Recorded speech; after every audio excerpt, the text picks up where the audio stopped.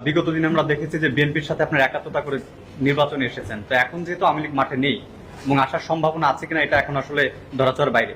তো সেই ক্ষেত্রে ইসলামী দলের সাথে কি আপনারা একসাথে হয়ে নির্বাচন করবেন, নাকি আপনারা নিজেরা বিরোধী দল হিসেবে নির্বাচন করবেন, নাকি বিএনপির সাথে? যেমনটা হুজুর ইসলাম আন্দোলন বাংলাদেশে বলেছিলেন যে ইসলামী দলগুলো জোট বেঁধে নির্বাচনে যাবে না, এই ব্যাপারে আপনারা কতটা একমত? আসসালামু আলাইকুম দর্শক, আগামী নির্বাচনে বাংলাদেশ জামাত ইসলামী কি একা একা নির্বাচন করবে, নাকি বিএনপির সাথে জোটবদ্ধভাবে নির্বাচন করবে? আবারও শোনা যাচ্ছে ইসলামী দলগুলো তারা জোটবদ্ধভাবে নির্বাচন করবে, নাকি জামাত ইসলামী একাই 300 আসনে প্রার্থী দিবে। সাংবাদিকরা এমন প্রশ্ন করেন, তার জবাব দিয়েছেন আমির জামাত ডাক্তার শফিকুর রহমান। আমরা তার মুখ থেকে বিস্তারিত জেনে আসবো। যে আমার একটা প্রশ্ন ছিল, সেটা হচ্ছে যে বিগত দিনে আমরা দেখেছি যে বিএনপির সাথে আপনারা একাত্মতা করে নির্বাচনে এসেছেন, তো এখন যেহেতু আওয়ামী লীগ মাঠে নেই এবং আসার সম্ভাবনা আছে কিনা এটা এখন আসলে ধরাছোঁয়ার বাইরে।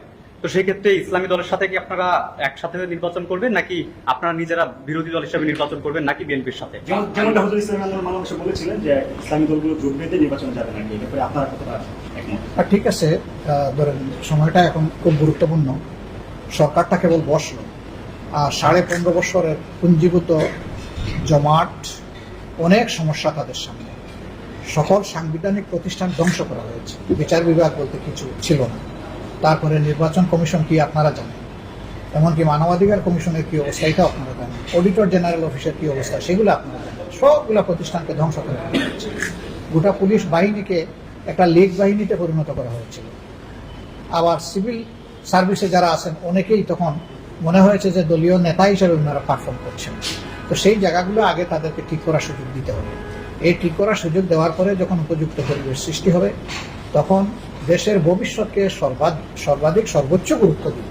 যা দরকার আমরা সেভাবেই সিদ্ধান্ত নিব। এখনই আমরা বলতে চাচ্ছি না এই সরকারের টেনিয়র কতদিন হওয়া উচিত, এখনই বলতে চাচ্ছি না নির্বাচনে আমরা কি শেপে অংশগ্রহণ করব। সময় মতো ইনশাল্লাহ আপনাদের সাথে যেহেতু আমাদের পথ চলা আছে আপনারা জানবেন, এবং এই ক্ষেত্রে আপনাদের মূল্যবান পরামর্শ আমরা ধারণ করবো সম্মানের সাথে। সেটাও সময় আসেনি, সেটা সময় আসলে আপনারা বিএনপির সাথে যে সকল সমমনা রাজনৈতিক দলগুলো নির্বাচন বর্জন করেছে, আর নির্বাচনে যে সকল আওয়ামী লীগের সাথে যোগ দিয়া যে সকল দল নির্বাচন করেছে, এবং আমরা দেখতে পাচ্ছি যে এখন কিন্তু শেখ হাসিনা দেশে নেই, এবং নির্বাচনে জয়লাভ করার পর দেশে মানে যা যা ক্ষতিগ্রস্ত করা হয়েছে, এখন তাকে শেখ হাসিনাকে দেশে আনানোর জন্য আপনাদের রাজনৈতিক কোন ধরনের পদক্ষেপ আছে কিনা, এবং কতদিনের ভিতরে মানে আমরা বুঝতে পারছি আপনার প্রশ্নটা, ধন্যবাদ। কেউ কিন্তু আইনের ঊর্ধ্বে না, এই কথা তো প্রধানমন্ত্রী সবচেয়ে বেশি বলতেন না। তো সেটা তাকে দিয়ে পরীক্ষা হোক, অসুবিধা থাকে।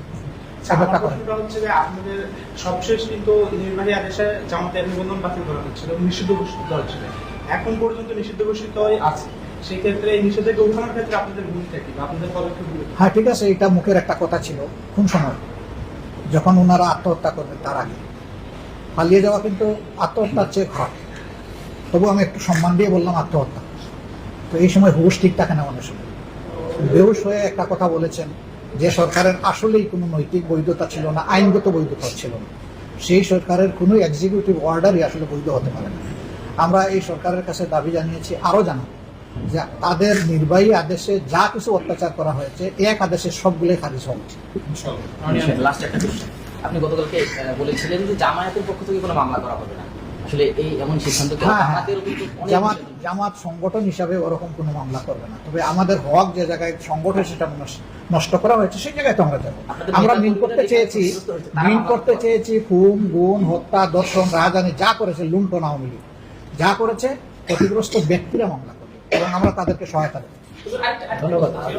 গতকালকে কয়েকটি গণমাধ্যমের উপর হামলা করা হয়েছে, এই বিষয়ে আপনি দলীয়ভাবে কি বার্তা দিতে চাচ্ছেন? আপনি বার্তা পান নাই? আমি তো বার্তা দিয়ে দিয়েছি, আপনি পেয়ে যাবেন। আমি ফিজিক্যালি ভিজিট করে বার্তা দিয়ে আসছি, ওইটা দেখবেন, আপনি পেয়ে যাবেন, ওইটা পেয়ে যাবেন। সম্ভবত আমার আগে কেউ ভিজিট করতে যায়নি, আমি ভিজিট করতে গিয়েছি এবং বার্তাও দিয়ে আসছি। Thank you. সুপ্রদর্শক, আপনারা কি চান, বাংলাদেশ জামাত ইসলামী কি একা একা নির্বাচন করুক, নাকি বিএনপির সাথে নির্বাচন করুক, নাকি ইসলামী দলগুলোর সাথে নির্বাচন করুক? আপনাদের কি মনে হয়? অবশ্যই আপনাদের মূল্যবান মন্তব্য কমেন্ট বক্সে জানাবেন। সবসময় সত্য নির্ভরশীল তথ্য পেতে স্বাধীন বাংলা ইউটিউব চ্যানেল সাবস্ক্রাইব করে আমাদের সাথে থাকুন। আসসালামু আলাইকুম রহমতুল্লাহ ওয়া বারাকাতুহু।